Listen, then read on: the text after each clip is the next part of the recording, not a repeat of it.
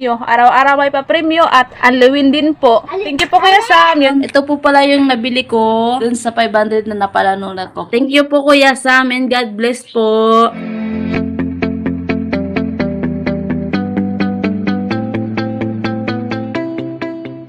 Hello po Kuya Sam, thank you po sa pag-share ng blessings niyo po sa amin. Ay, nakapagbayad na po ako ng bills namin sa kuryente.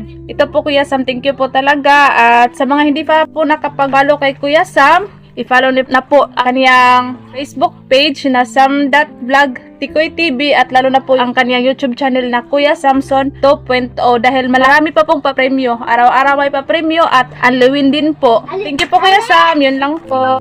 Hello po Kuya Sam. Ito po pala yung nabili ko dun sa 500 na napalanunan ko po. Kabili po ako ng 5 kilong bigas po, mga kape, mga kimi po, at saka gatas po ng anak ko. Thank you po Kuya Sam and God bless po.